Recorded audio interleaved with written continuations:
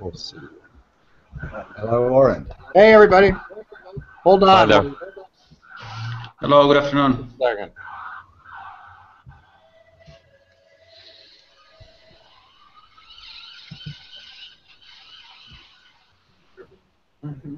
Okay, and the link is live, so you can have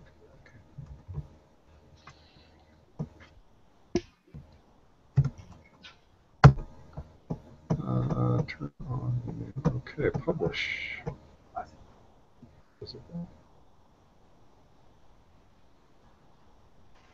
All right.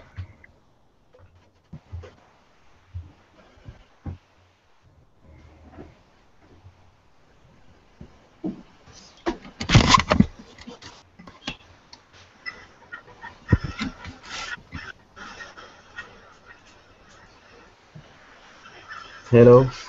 Hey. Hello. Hey. Hi. Is my sound okay? Yeah, I think you're all fine. Could you introduce yourself? Is that Angel? Okay. Yeah, hello to everyone. And then we have David Goldblatt, our distinguished visitor there in box number 2. And then Jordy, is that right? Yes. Okay, we can hear you. Mariela? Yes. Great. Motez? Hi there. Perfect. Paulos? Hi. Wow, I can't believe it. It's all working. Srinivas? Srinivas, I think you need to unmute your microphone.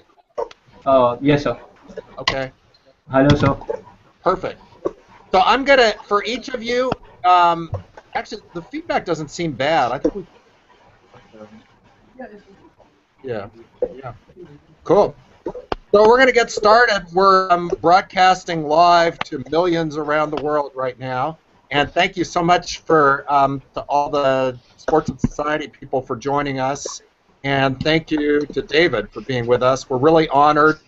As all of you know, David Goldblatt is a famed, legendary sports journalist and student of soccer. We'll call it soccer since I'm broadcasting from the United States, but we all know it's called football, really.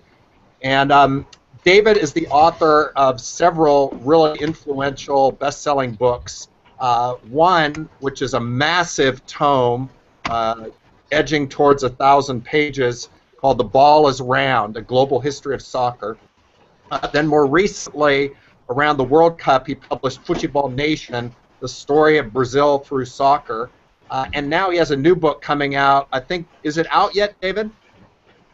I'm about to get a hard copy, I hope, in the next day or so. And I think it'll...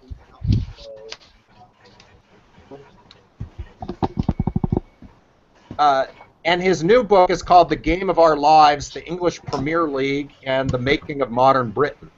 And I don't think that interest globally in the Premier League has ever been higher. So I imagine this book will do great. So maybe we could just start out. David, do you want to offer a few thoughts about anything in relation to what it's like to be a journalist covering soccer, either what you're working on now, your experience in the World Cup? David was writing for The Guardian, among other outlets, about the World Cup from Brazil. Anywhere you'd want to start things off, and then we'll go to discussion and questions. Sure. Oh, I didn't expect to reflect on that actually today. I'd say it's jolly hard work to make a living. Would be my first thought about the life of a sports journalist. Given the way particularly as a freelancer, but it's been enormously intellectually satisfying. So there's a pretty interesting trade-off. And I think I've personally been lucky enough and obdurate enough to stick around on the same thing for long enough that the task is getting easier. And it's a great privilege for me to be asked to cover the World Cup by Al Jazeera, by The Guardian, by The Observer, and to be allowed the license of being on the bridge of the Star Trek, the Starship Enterprise, surveying the whole world in this kind of great global multi-stranded narrative that the World Cup turns into. And that was, that's a really exceptional moment. I mean, that's why the World Cup is such a thing, is in an age of unprecedented globalization, we have this strange, bizarre, ritual, sporting, spectacular moment in which we look at ourselves. And that's, gets me out of bed in the morning, put it that way, to thinking about that stuff. Just at the moment, though, the World Cup is done. My next book is, as you say, The Game of Our Lives, and in Britain it's called The Making and the Meaning of English Football.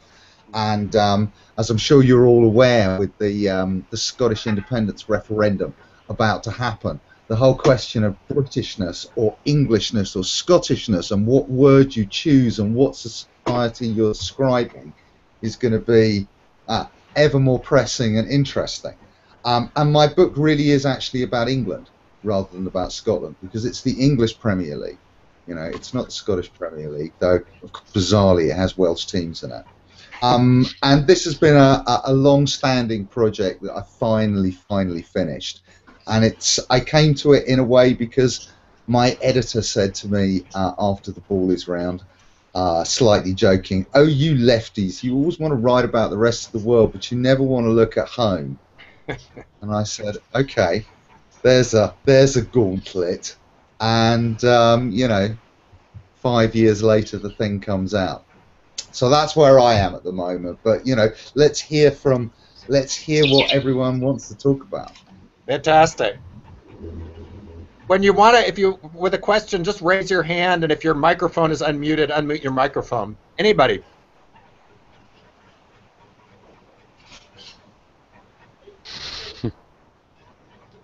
Yeah, Motez, is that you? Yeah, hi. Yeah, go ahead. Hi, David. Hi, Motez. David, I happen to live in London as well. And I'm also I'm a very small-time freelance journalist. I'm also a sports author. And I'm a big follower of the English Football League, although I grew up in the United States. I'm an Arsenal supporter. I have Arsenal season tickets. Does it drive you a bit mental, because this drives me mental, of the questioning of sports journalists to football managers about refereeing? The refereeing issue is the first thing that comes up, and after every single match, the question is always to either manager, obviously generally the losing manager.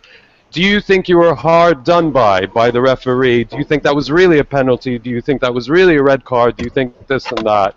Just as a fan, never mind as an analyst or writer, I just find this mind-bogglingly inane, and it just goes on and on and on and never ends. I think why don't the powers that be put an end to this ridiculous question? Because it doesn't serve anyone. The manager, if he says anything out of line, is going to get punished or suspended. Everybody knows that it's not going to come out to anything, so I think it's just a waste of time. But I'll leave it to you. It's one of the kind of cycle bad questions and bad answers and content-free conversation that you get quite a lot in English football culture, and I think you get it in other football cultures as well. And although it me as mad in the same as it does you, I often think it's just one instance of a wider phenomena, certainly in British media culture, of an adversarial situation getting frozen over time into a completely pointless dialogue designed to generate drama, but actually that generates either tedium or irritation. And this is the way most conversations between politicians, I find, and interviewers in the mainstream news go.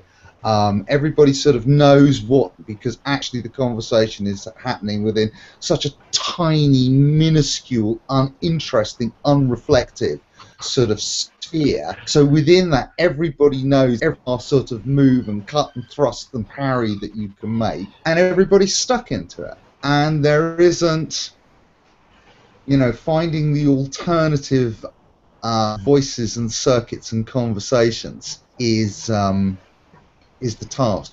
I mean, I think the good news is that there are more of those voices and conversations. We don't have to listen to those dudes to enjoy the football anymore. We want to have a conversation or hear someone else have an interesting conversation. The world of the podcast and so on, I think, is getting, there's good stuff there. So I'm completely in agreement with you. I think the best thing for us to do is to just stop listening. It only encourages them. And I mean, I really want to watch the football without any commentary now. I just want the crowd. And digitally, I can't see why it's not possible. Why can't we have that choice? In a world digital choice, it's like, actually, I don't want any of the blue and red chrome show and white men in dark suits. I just want to listen to the crowd, and the rest of you can bugger off. So that's a long way of sort of trying to answer your question, dude. Great. Others? We've been joined by Caroline. Can you speak? Is there sound with you? Maybe you need to unmute your microphone. Try now. Oh, here. Now you can hear me. There you go. Okay. Yeah, hello. You have a question for David or a comment? Not yet. I was kind of like in the middle, so I don't know what you were talking about really. So. We just started. Others? Srinivas. Yes, sir. So first of all, I would like to mention it's an honor to talk to you, sir.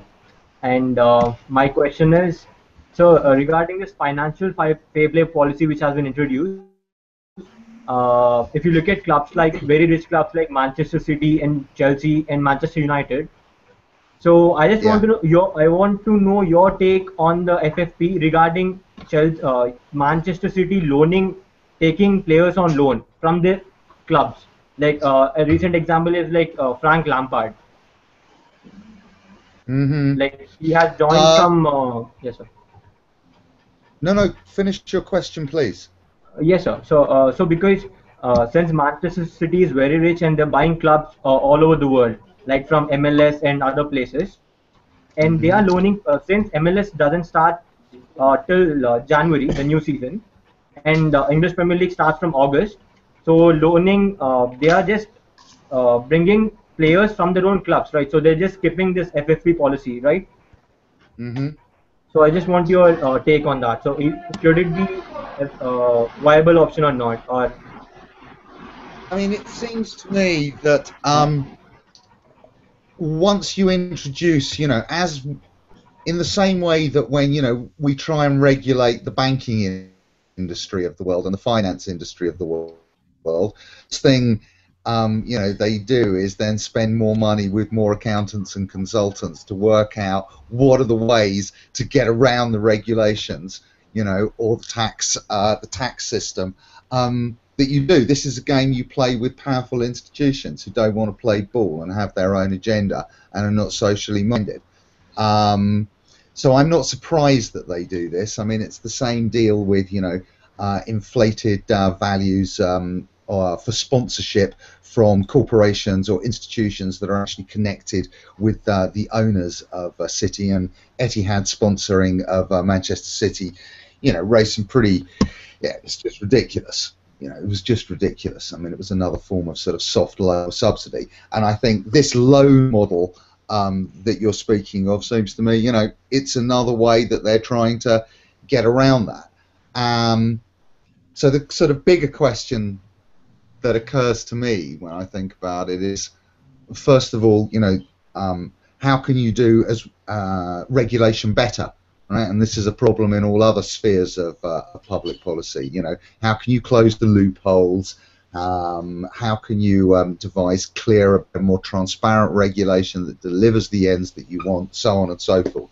But then the bigger question, is why are dudes like this allowed to own Manchester City?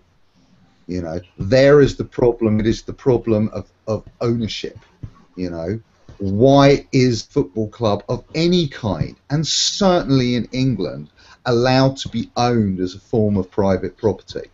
You know, the argument that I keep on backing away is football clubs are nothing other than the collective memories and networks of meaning and imagery that entwine the personal, the social, the sporting across the generations of the people who choose to invest in what is merely a game of football.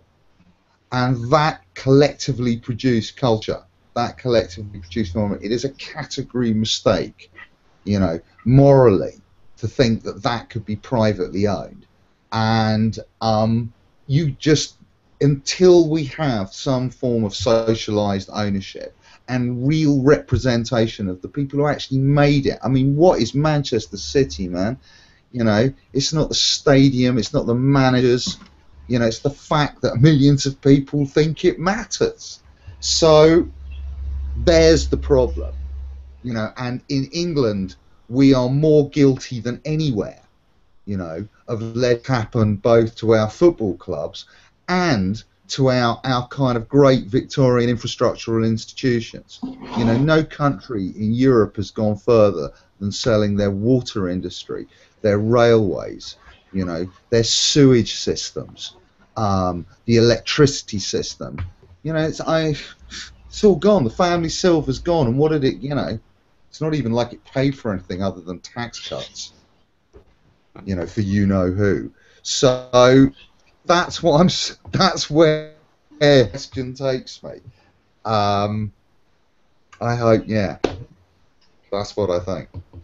I wanted to ask you, David, now that the dust has settled on the World Cup and we're a couple months out, what reflections you would offer. And I have two questions about that. One, it seemed like we're presented with two narratives about the World Cup. And one was the celebratory FIFA, wonderful sporting spectacle, the United Nations in action, and how wonderful and exciting. And then the left narrative was how awful FIFA, corruption, the great gap between rich and poor in Brazil, what was done in the favelas in the years leading up to the World Cup, neoliberal contradictions. And it seemed like there were these two narratives. Those were the two narratives that we were offered. Say, Dave Zirin's book, Brazil's Dance with the Devil, is emblematic of that left narrative, and then FIFA's narrative, the one that was getting broadcast internationally. And I wonder sort of how, you know, what you would say about those two narratives and whether, you know, what else one might want to add in thinking about the World Cup now. And then I also wanted to ask you just about the aesthetics of the World Cup and the games in particular, and bracketing all the question of politics and capitalism and FIFA and institutions and bureaucracy, what you would say about the way the game was played in the World Cup, in this World Cup, as against earlier ones, or in any way you'd want to take that, whether the German team or the World Cup in general, about the aesthetics of the game itself. Oh, well, they're really ginormously good and big questions. I think, first of all, on the narrative question, I mean, FIFA's narrative, in a sense, you know, I mean, FIFA's standing is so low, you know, in I would say in the popular perception, that the idea that they themselves can kind of craft a narrative. I mean, I think they have, you know, they rode their luck fantastically in that regard, but I'm not sure they were able to really sort of shape the meaning of it. I think it's too big, too complex, too friable a thing for any one person or any, you know, spin doctor to kind of fix it. And that's part of its, you know, that's sort of, I think, kind of makes it a sort of very precious thing. I think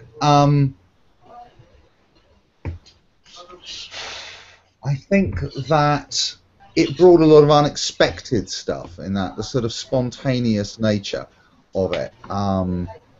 You know, I mean, the way in which Brazil implode in the semi-final and the kind of mawkish hysteria about the, And I think the way that Brazil looked in the stadiums, meant that any attempt to say that, this is just a sort of unambiguous good and success, I don't think that was lost on the world, that, Afro-Brazil was only on the pitch, and not in the stands.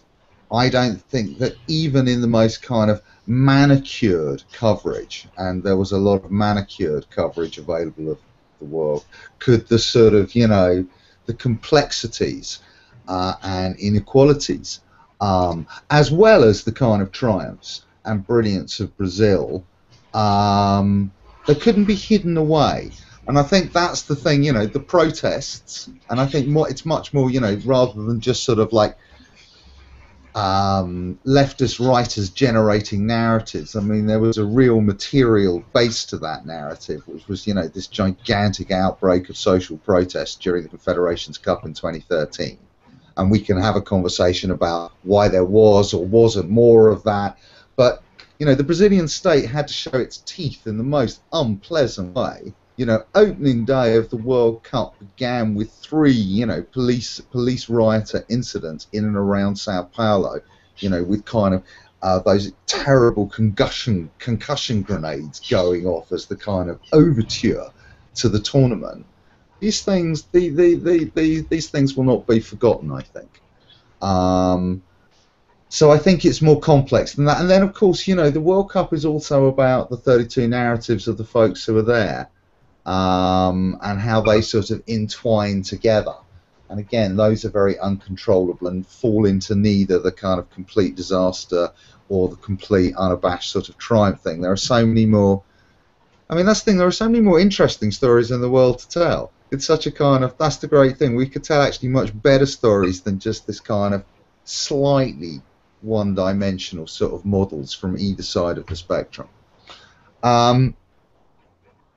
And the story isn't over, of course, because Rio 2016 is the big coda.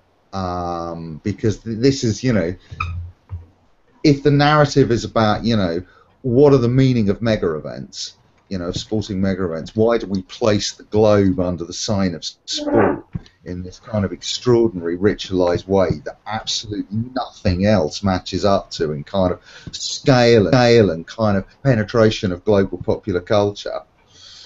Then the narrative we carry on to Rio 2016. This one's not over yet. As for the football, goals is the is what I would say. It was great. The World Cup has been rather grim in many ways. Certainly, I think 2002, 2006, the number of goals have been going down and down. There's been a lot of teams coming and playing super defensive football. There's a kind of slight ennui amongst some commentators about, comparing the Champions League quality of the football that you see at the World Cup. And so it was an absolutely, for me personally, a delirious pleasure just to see so many goals, so many teams just going, just having a go, as we say in the vernacular of English football culture. Costa Rica, were just sensational.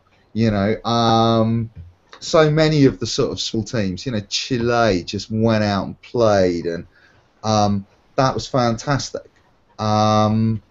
Why, how we've come to this, what was it about?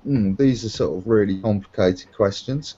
What I would say is that, it was also graced by the German performance really was out of this world. I think I wrote at the time, people, okay, thank God the world's press managed not to describe it in terms of blitzkrieg, okay, but it was all that like mechanical, ruthless, clinical. I just thought, how deep are your cliches, guys? Look what have you, this is the most immaculate modern football. Graceful, fast, intelligent, telepathically networked, the skill on the ball, the perception of space was just incredible, and they went out and attacked, in every game, and had to play a lot of different games. And I thought, that's modern football. What do you want? What do you want? Don't give me Brazil 1970. They wouldn't have had a chance. I mean, I know, different eras and all that. So I thought that was, for me, that was absolutely spellbinding. I also enjoyed the cheap drama of the penalty shootouts. I loved Argentina's kind of unbelievable, insane, gritty resolve against sort of, you know, in the end, impossible talent odds. And most of all, I enjoyed England's implosion. I thought it was absolutely fantastic. And could not have asked for a better expression of this country's. I'm sure you're all familiar with John Kenneth Galbraith's famous couplet from his book written in the, I think the 50s, isn't it? The Affluent Society? Or is it the 60s by then? I think it's the 50s. And he talks about private opulence and public squalor being corollaries of each other. And, you know, you could not ask for a better expression of the way English football and English society works. Thank you very much, Roy Hodgson and the boys. Wow. I have a question. Who is it? Me? Hi. Yeah. Paulos, right? Yeah. Yeah. Regarding of FIFA and that the news that they're considering making the World Cup on 2022 on Qatar on winter. What impact do you think will leave on leagues, on club leagues that play the same time? Mm-hmm. What's your opinion about the subject? That's a question. Hey, Paulos, My opinion I is forgot to ask people where they're patching in from. Motes from London. Paulos, where are you? Greece. From Greece. Okay. And Srinivas? So India, sir. India. Okay. Costa Rica. Costa Rica? Yeah. Costa Rica. And Yeah. Caroline? I'm in the US, but I'm from Austria. So. Okay. And Jordi? I'm Catalan, but I'm living in Saudi Arabia. Wow. Mariela? I'm from Greece too. Wow. Greece too. All right, David. Right. Sorry, remind me of the question. What impact do you think will leave on the clubs? Okay. It's going to be terribly disruptive. Everyone's seasons are going to be messed up, and the Qataris are going to pay a very large amount of money up, is what I would say is going to happen, and they are going to stuff their mouths with gold. And the more powerful and the richer you already are as a league and as a club, the more money you will get from the Qataris, the inconvenience of the disruption to your league. So there we go. There's the global economy in action. And I think that's what will happen. It'll be a pain, but I don't think it's going to be cancelled. I think the Garcia report that is going to come out whenever, which is, you know, is FIFA's main investigation into this, is going to say that all of the bids were a bit naughty in different ways, and none of them were quite naughty enough with enough of a smoking gun for us to pull the plug on this thing. And the Qataris are already, you know, orchestrating meetings with the big leagues and the players' unions and, you know, the necessary parties and the big clubs. And you know, these guys, I mean, who knows, you know, really what to believe. But the current claim is that the infrastructural projects associated with the World Cup in Qatar, which of course includes building a new city, are going to cost $220 billion US. So that actually is really, where you think like Beijing Olympics was 40 billion. I mean, this actually is more than everything put together. So if you're prepared to spend that kind of money, I think Real Madrid and Liverpool and Bayern Munich will come to a deal when you pay up. Angel, your team distinguished itself in Brazil. Do you have a question for David? Well, actually, I was also a former LLC member for the World Cup, for under 17 girls World Cup in here. So I was also wanting to ask some things about FIFA and the organization, bureaucracy, and the social impact that may have, in, because I saw from inside what it takes to to make a competition happen. So he was for CBS working on Brazil. So what what I don't know how to say it. Maybe how make the difference, because in Costa Rica was like a mini World Cup, but but the impact we have maybe was like a first step of the earth that we scale from. I mean, sorry, but we scale on Brazil, because we had a World Cup, then we succeed on one, and then what it takes to keep in this way, as a country, not only as a team, because actually now we have Keylor Navas in Real Madrid, we have Christian Gamboa in West Bromwich, we have Joel Campbell on Arsenal, and I can continue, But what could it take for a country like Costa Rica to, to keep in this way? Socially, I mean mentally, because all the players, the feeling was before the World Cup, as long as we are 11 against 11, there's nothing impossible, So I think that's the idea that everyone took and make it, let's say, for their own and take it to the pitch.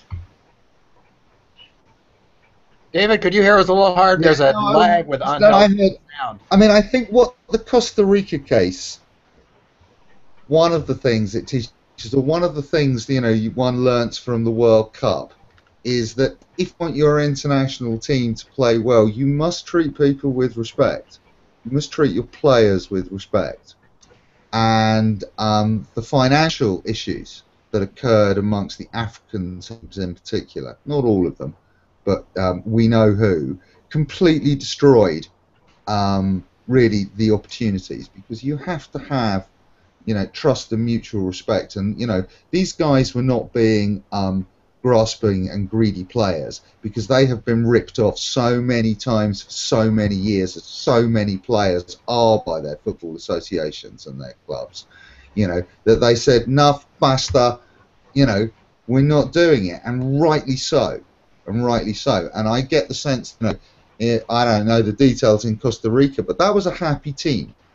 That was a happy team, people, that was working. So I think one of the most important things for international football success for small countries, is you've got to sort your administration out. You've got to have an administration that people take seriously, that's not run by a bunch of carpetbaggers and thieves and vagabonds and political chancers, which, as we know, is what constitutes, or masquerades, I should say, as football administration in many parts of the world, and not just in the global south, most definitely in Europe as well. And so I think that's really important. On the Youth Cup thing, I think it's a really good point. I mean, I think the Youth Cups, that's one of the things the World Cup pays for. And it's great. Costa Rica ain't going to be holding the World Cup anytime soon. So great, have an opportunity to put that kind of stuff on. Make a great social occasion of it. It's an opportunity to, have a really great, reasonably cheap cosmopolitan party.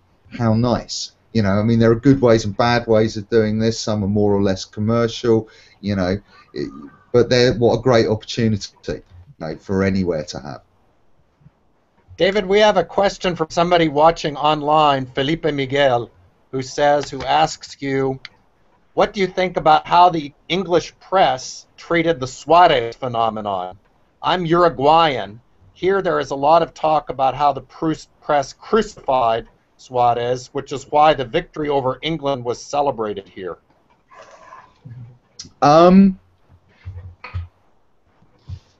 Yeah, I mean, he was not, there is a deep and residual, xenophobia. I don't think it's a racism issue, but I do think it is the most awful stereotyping, the most sort of hapless Latino stereotyping that Suarez, that's the frame within which, he is understood.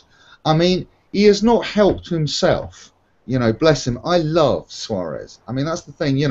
Everybody just thought he was sensational and would have forgiven and is ready to forgive actually an enormous amount of terribly poor behaviour.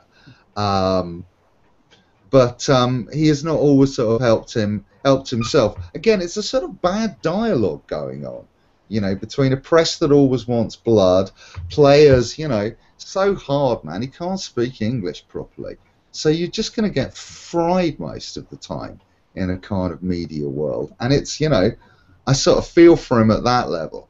But again, I think it's another example, and this happens, because the Uruguayan press, and the Argentinian and the Brazilian press can just do the same shtick with different racial and ethnic categories, should they choose. We've got to have a better kind of dialogue and a better kind of conversation.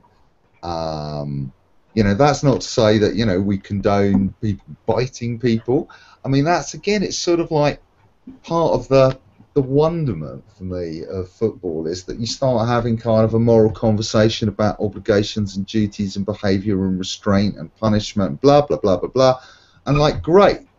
How healthy, how good, But the problem is we have shit conversations. We only have a few more minutes, and I wanted to ask Caroline or Jordi or Mariela if you had questions for David, so everybody has a chance to communicate. Yeah, Jordi. I think you need to unmute yourself. Yes. There you go. Well, I'm from Barcelona, so the politics behind football matches is something we live every time we have a Clásico. And it's building up even more recently with our referendum coming up, hopefully 9 November.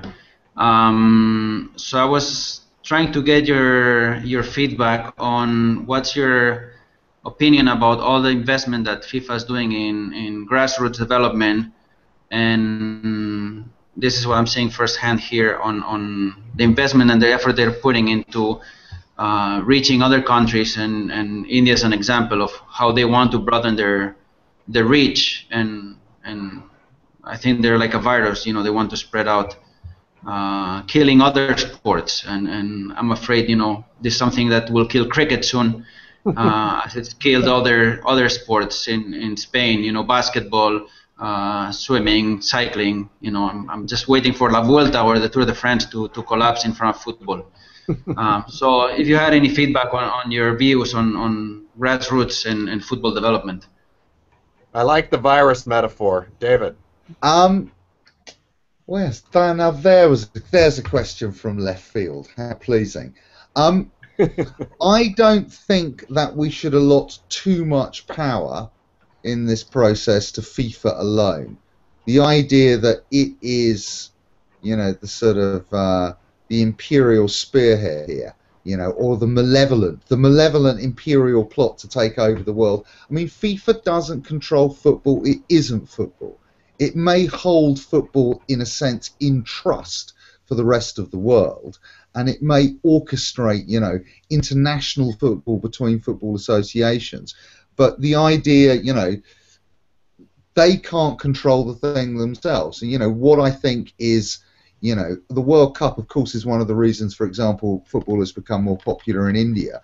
But I would say, cable television, the internet, the Premier League and La Liga are infinitely more important in spreading, certainly football as a kind of commercial, upper middle class, consumption, fashion thing. And that's absolutely huge. And that's partly what kills sports. Other sports. I don't actually think, I may be wrong about this, but I don't think that FIFA's grassroots work has the same consequences. I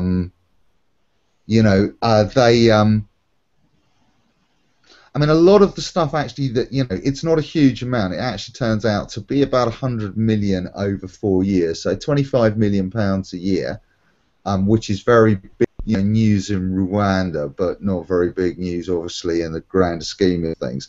They fund a lot of really amazing projects, and I am one of the world's most cynical people about the institution, but I think one must give one's due to the sort of corporate social responsibility wing that funds, are just like amazing projects amongst, young Kenyan women, because they find basically they don't do it themselves. It's all partnerships with NGOs, and there's the most amazing, creative, sort of social stroke sporting entrepreneurs on every continent these days. I mean, I went to the FIFA Football for Hope conference, which is where I viewed the Confederations Cup from, which is, I know it's an unspeakably cheesy term, but there it is. These are people they spend that money with. And I was blown away. I mean, just to give you one example of something, that a bit of FIFA's money goes to anyway, is a project in Kenya where one of the big issues is getting young women to speak openly about sex and condoms and HIV and the whole panoply of stuff. So they play a training game where one player is the virus, and if the virus touches you, you have to go off for 2 minutes. Okay, but if you've got the ball, which is the condom, then you're protected. So within 5 minutes, you've got a bunch of 12-year-old Kenyan girls who wouldn't say boo to a goose before this, screaming at the top of their voice, "Give me the condom!" And this is, football can do this stuff. I mean, call me a romantic old fool, but it can do this stuff. So I think you're right. All that said, the monoculture that places can become around football is not a good thing.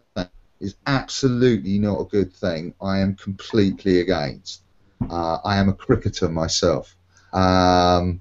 So that's another bigger, really super duper complicated question. And I'm not going to do that one now.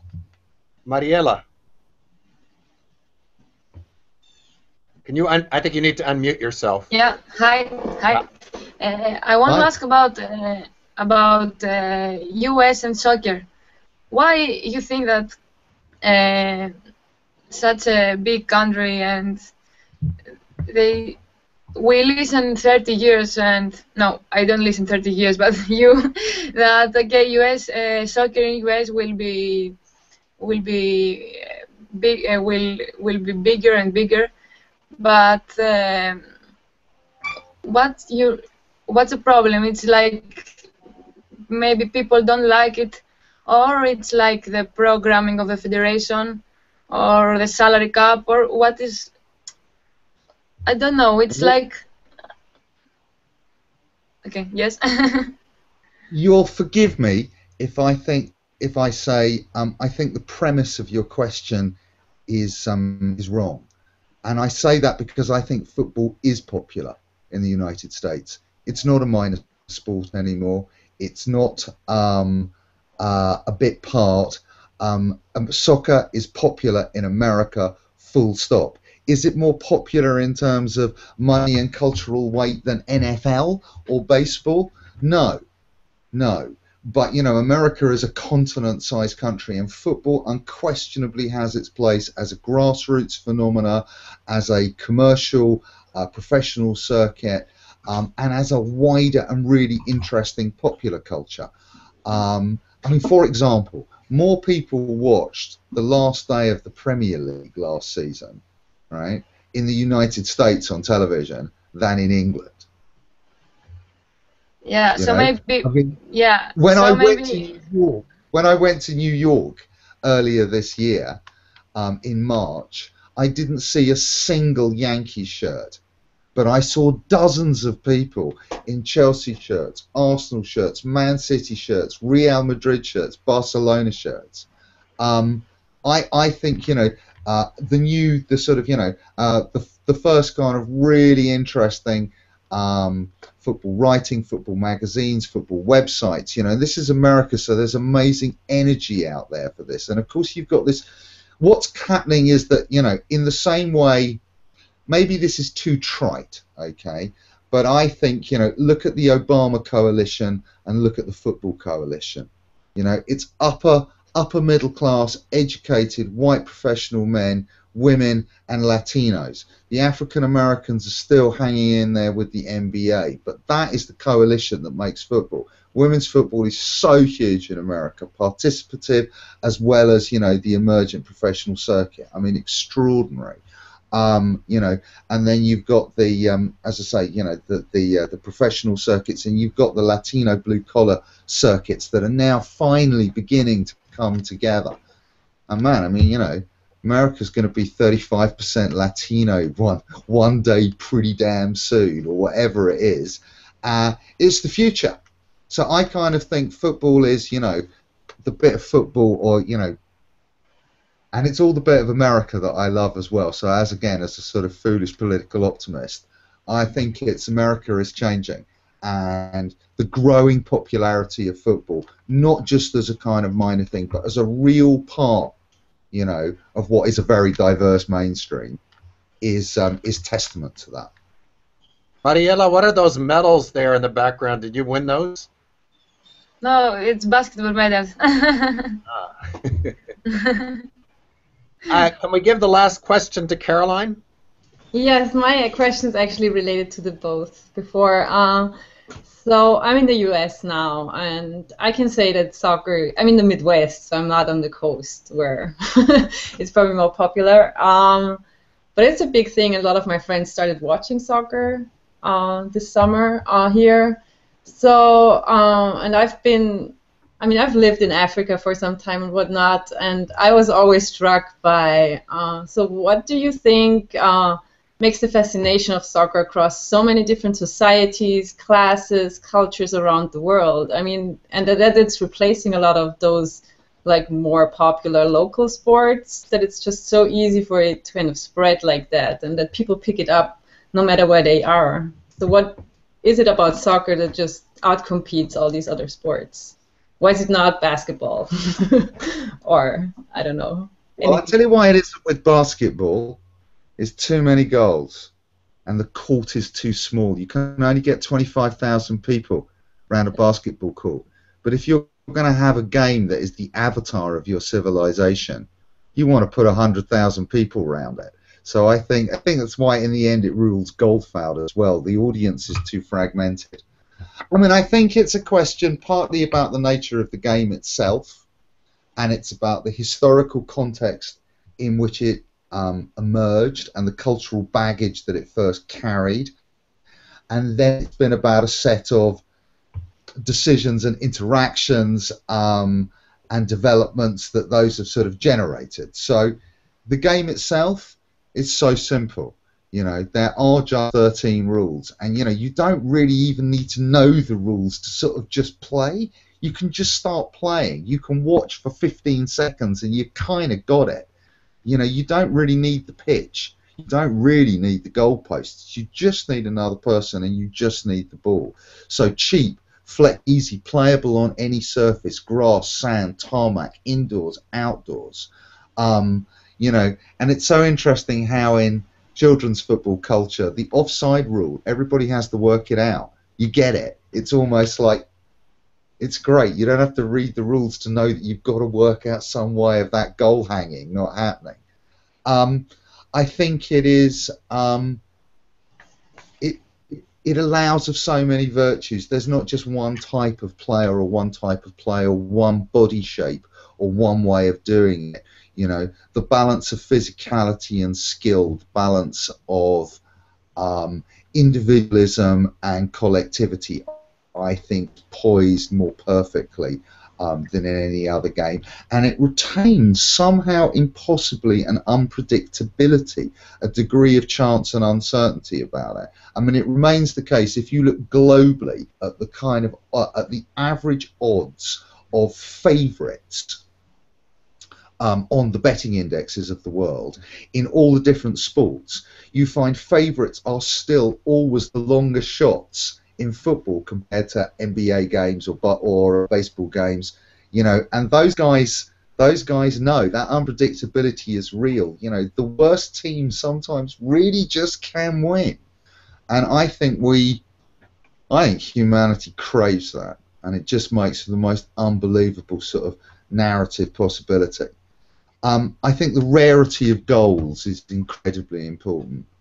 You know, good things come to those who wait. You know, goals have a kind of orgasmic punctuation to the game that, you know, the high-scoring games with their complex scoring systems and multiple ways of scoring, I don't think they can kind of, and I just think that gives a kind of rhythm, and I think there's a three-dimensionality to it that no other sport, you know, can quite compete with. And of course, you know, it was the game of the British Empire, so, you know, it got amazing head start over everybody else, you know, because it carried the notion of, I mean, amazing as it seems looking at today, you know, of modernity, of civilization, of almost a kind of liberal enlightenment. You know, this is what you did if you wanted to be modern, which no other sport could possibly compete with. I don't know, you know, that's, so I think that's what it is. I think that's what it is. We're at the end of our time. This has been a wonderful conversation. I've really enjoyed it a lot. Thank you so much to all of you for the great questions, and thank you so much to David for sharing a bit of your brilliant and brilliantly delivered insight about football and the cosmos.